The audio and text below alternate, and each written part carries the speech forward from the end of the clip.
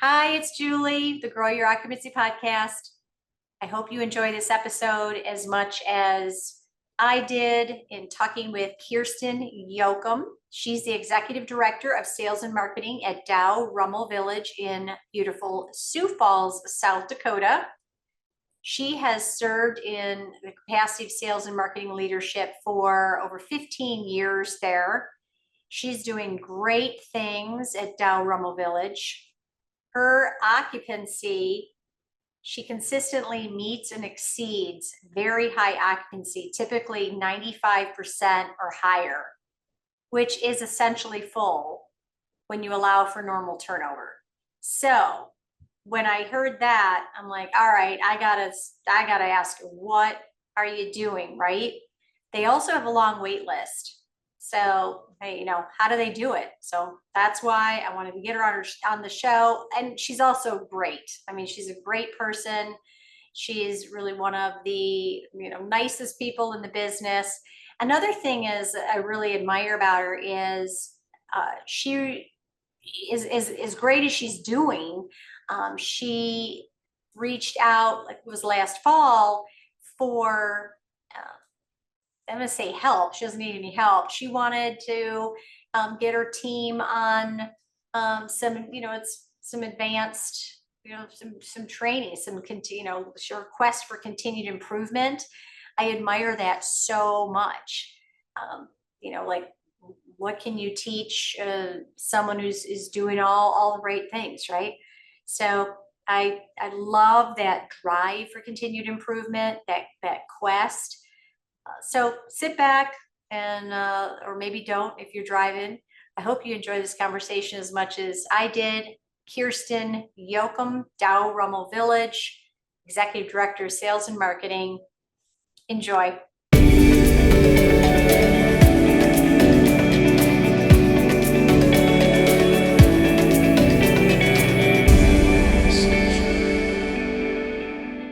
This episode of the Grow Your Occupancy Podcast is sponsored by Yardi. The Yardi Senior Living Suite combines resident care, marketing, sales, finance, business intelligence, pharmacy, and operations, all on a Cloud Forbes 100 ranked, cloud-hosted HIPAA and SOX compliant software platform. The suite of products is single stack, uniting on a fully integrated platform. It offers intuitive functionality that helps provide the best care and improved health outcomes across your communities. Hello, and welcome to another episode of the Grow Your Occupancy Podcast. I'm Julie Podewitz, and today I am welcomed by the Executive Director of Dow Rummel Village. Welcome, Kjersten Joachim. Welcome to the show, Kjersten.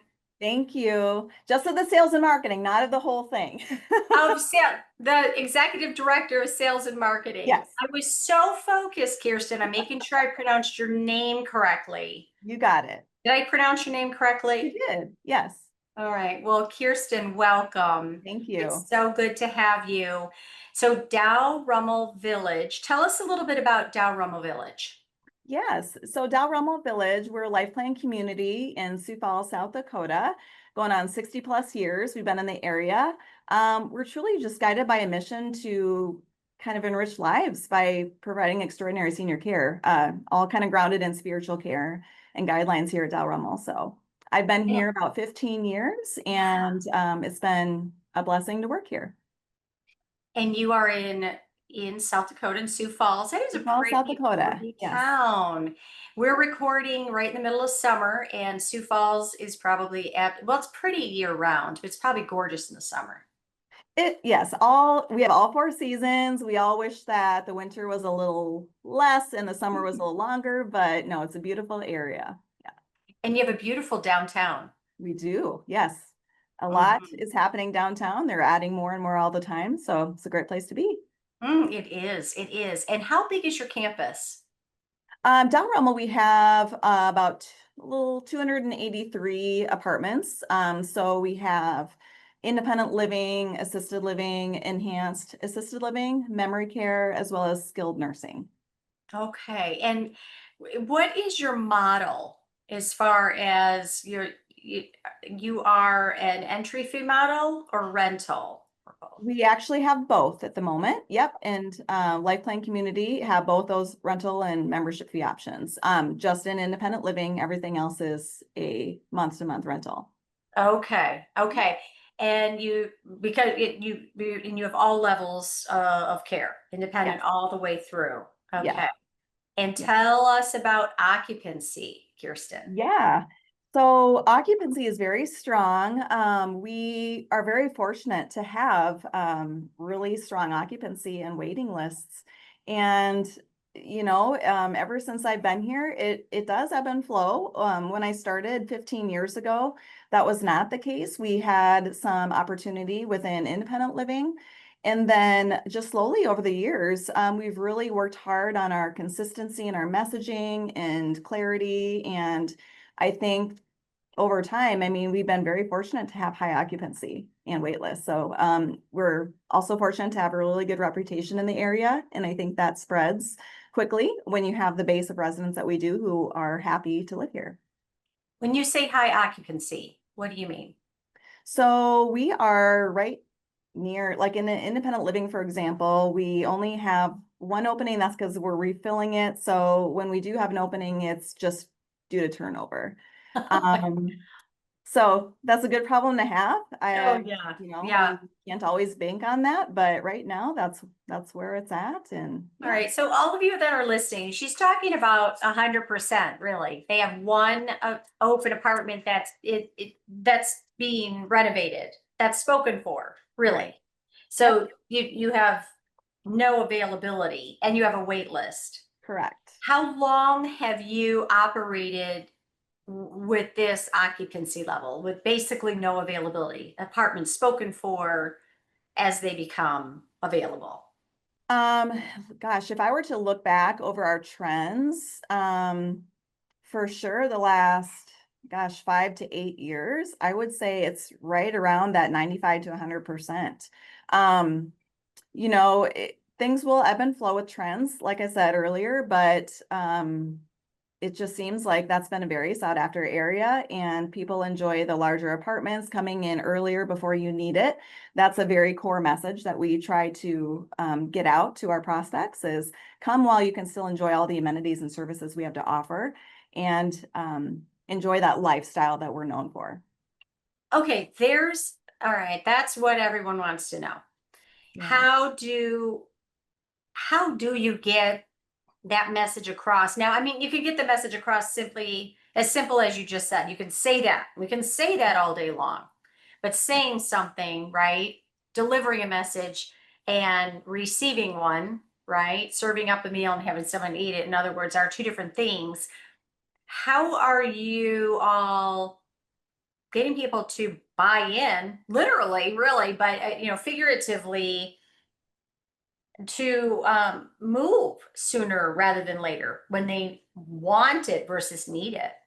Yeah, I think the very best number one tool that we have at our disposal is our resident testimonials. We get Mm. them on site. We have them experience our community through lots of different ways, but mainly through some events. And we have, resident panel discussions that they say it like it is. They tell prospects of their experience, and that's better than any of our sales team can really do because they're living it, they're breathing it, they're experiencing it day out, day in. And to have them speak that truth that, this is a great place and this is why, I think that is a really number one bestseller that we have. So you have happenings or events, Kjersten, at your community where you're inviting in your prospects Mhm. for maybe a snack or a drink or something, and you have your residents kind of have Mhm. a panel, if you will, kind of tell it like it is. What's it like to live here? Yep, And that's an absolutely. event or a happening that is attractive that people are wanting to come to. Right. Yep. And we do several different types of events, but we also do some exclusive waitlist events that are really targeted towards this core group that really maybe take a deeper dive into what that lifestyle is truly like. So we used to way back in the day, I'd say when I first started, we did lots of just really broad, large events. So we've really scaled that down, I'd say in the last 4 or 5 years for sure. once we were in a position to really not have to do all those large lead generating events, when we can focus on truly our wait list and targeting that group down to a little bit, like I said, deeper dive into what that lifestyle is, a little bit more meet the staff kind of thing, where we know that they're invested, we know they're interested. Now it's taking that a step further and really getting them ingrained in our lifestyle. So you're, uh, so that, and like, how often would you say that you offer something like this to prospective residents and maybe your wait listers or people that are in your database? I'd say about a handful of opportunities throughout the year. I mean, it's Okay. not a ton, but enough for them to stay engaged. And again, we do much more targeted things where we might just invite a small group out for lunch or for an experience with another resident. So it really is customized depending on what our needs are at the moment and what we have to offer, and if we have any new things that we want to talk about. So it really is more of a case by case throughout the year, but I think we consistently rely on at least that handful of opportunities. And so you're full in your independent living. What about assisted living and memory care? Well, you have rental options too, right? So someone can move in from a rental perspective from your higher levels of care, right? Yes. Yep. Okay. Yep. What's occupancy look like We're looking at budgeted occupancy in all areas at the moment. Okay, okay. So for those listening, it's not just the independent, but on all levels of care, you're sitting very highly occupied in a really enviable, if you will, position. Yes, you could say that. Yep. Yeah, and you absolutely can. In Sioux Yep. Falls, South Dakota. So you're not necessarily in this big, huge metropolis where you're getting a massive, huge number of leads. Because I know personally, I know you're not getting a huge number of leads. Right. I'm not, I mean, I don't know if anyone's not, we're certainly getting enough, but you're not getting thousands and thousands and thousands of new leads every month. Right. Nope. No, not at all. Just a single site community. So yeah, you only get a certain number. Yep. Yeah. What would you say? So your reputation, your resident testimonials, you're well established in the area. And what else would you say you do really well? I think we do really well in terms of customizing our experience. So personalizing the experience that not only prospects, but residents are having within our community. So we're looking at every and all opportunities to really individualize the care and the planning and the approach that we have for each and every person and getting to know their story. Sales is really just storytelling and doing it in a passionate way. And so I think it's using all these experiences that we're collecting at our community and just expressing that and say, who wouldn't want to be a part of this? And I think there's a lot to be said about just storytelling and being passionate about what you're selling. You mentioned, Kjersten, the last 5 to 8 years, because you've been there 15.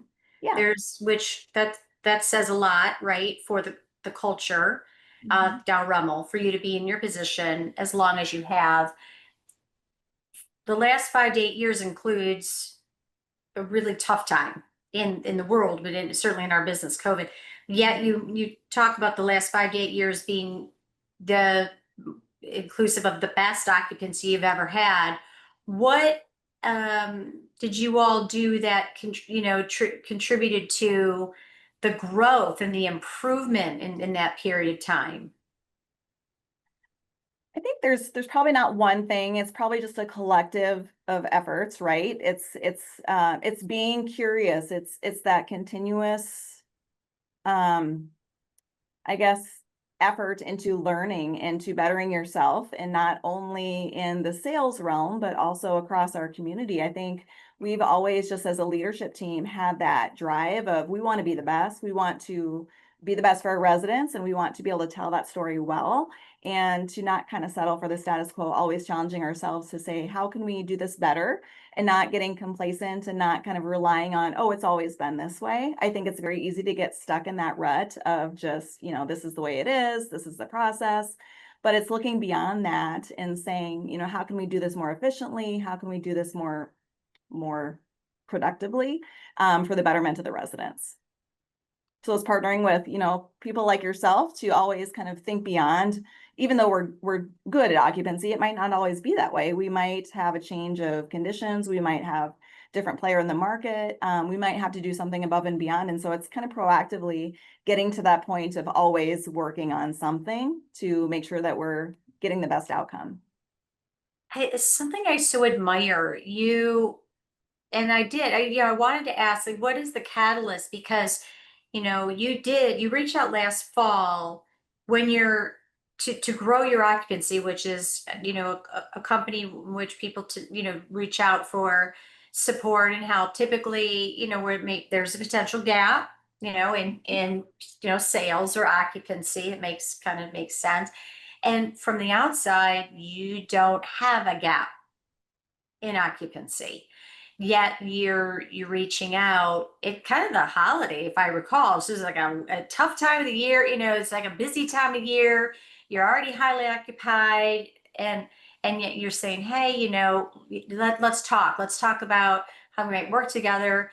In throughout the 2025, and in this kind of quest for continuous improvement.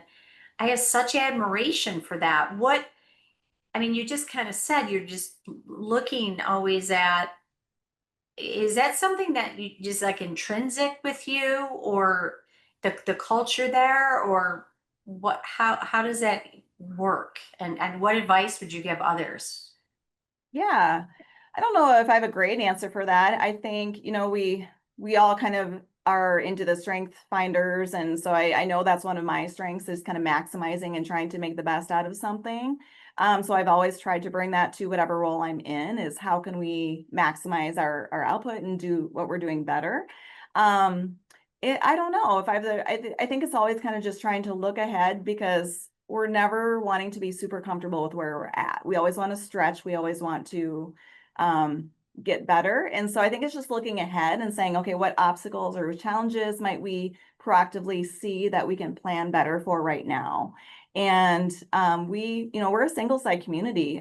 We just have ourselves. We're not relying on getting fed any resources. And so I think for us, it's just always that push to always try to do better and improve. I don't know if Yeah. that answers your question at all, No, but it's really admirable. It really is. And is it ever a balance at all between that and like that strive for improvement and the recognition of, yes, the recognition of where you are, like the recognition, yes, of the achievement, not beating yourself up, but also, yeah, but yet there's more. There's a balance there, isn't there? yes, for Yeah. sure. Yep. Yep. Yeah, yeah. For me, it's like I'm not unhappy person at all, but I'm never like totally, like, Yeah. Never like in business, comfortable. it's like there's, yeah, the gap gain where okay, recognize, okay, yeah, this is great, yet, like Yep. what else? Yep, Like, absolutely. And I think for me, and a lot of, I can speak for a lot of Dow Rummel and a lot of those of us who work in senior living, but we're doing this for the residents, right? We're here for them. And so it's keeping that focus of how can we really improve their lives? I mean, live your best life. That's kind of our mantra at Dow Rummel. So how are we doing that if we're not always looking at the next thing, if we're not always trying to do better for them and make this the best place possible to live? so you're the executive director of sales and marketing, and Mhm. so you head up sales and marketing for a large campus, and you do it very, very well with great outcomes. What advice?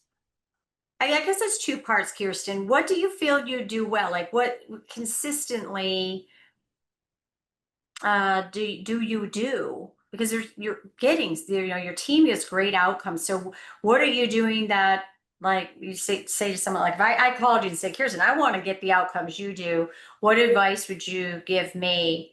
And yeah, that's my Sure. first question. Yeah, like, Sure. tell me what to do. I kind of touched on it maybe earlier, but I'd say the number one thing is you have to be passionate about it. You have to buy into your story. You have to be able to tell your story. So number one, really own it and know how your community is affecting lives of others and tell that. So number one, you got to have that passion. You got to be able to do that. But also I'd say just the systems and processes and that consistency that you train us on so well. I think it's just the more you do something, the more you can fine tune it and replicate it. So even though you might look at us, like you said, from the outside and say, hey, you guys are doing great. We know there's always things to do better as far as processes and systems. And I think those, if you have that consistency, you're going to really be able to maximize what you already have. And so are we doing our follow-ups as scheduled? Are we going beyond that and really customizing the approach for each prospect and making their experience the best we can? What is the user experience like online? It's all of that and how it plays together. And then when they do come for a visit, how are we showing up? Each and every time is our brand represented the way it should be. When they walk down the halls, are they getting greeted? Does everybody have a smile on their face? So it's more cohesive and as a brand altogether.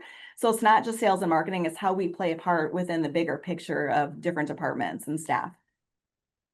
Yeah, I remember one time, in one of our many conversations, Kjersten, you mentioned, really, really elevating, and what you already have, but really elevating and fine tuning that workflow, that process and infrastructure, the system, and like specific expectations or playbook, for instance. I know you have them, but really elevating and fine tuning the really what the sale from this in this case sales and marketing, right, what the department output, what the inputs, what the expectations are to yield the, and it's so simple, right? It's so simple to say it. When we do say, we're like, of course, of course you'd have a job description or a sheet or something that has it. Not always. It's not, in the day to day and the busy and in the whirlwind, and you think, I don't know if we actually have that listed out. And really, 10 years can go by, Right. and in companies, and it's like, I don't know if we really have that listed, or do we, right? So just having the expectations, and what metrics that do you check on a week by week basis or a monthly basis? What are you looking at? Yeah, we're looking at, of course, overall activities. We're looking at how that breaks down. How many tours are we getting in per week, per month? How does that transfer in levels of care? Making sure that the numbers work so that we know exactly how many tours we need to get to fill the open apartment that we have. So it's not so much, we're kind of working backwards, I'm sure like everybody does, but just kind of reviewing overall activities. We used to have that broken down a lot with calls, and I know that all plays into it, but we're looking at it more broadly too, and not discounting if a family member wants to receive an email, should that still count toward, it all works together. So I think just looking at it more broad like that and fine tuning it though, where you're a little more focused on your wait list versus overall leads. It kind of depends on what your goal is. If your goal is lead generation, you're gonna put a much higher focus on all those initial activities than you are for the wait list when it comes more to quality and what you're doing to advance the sale.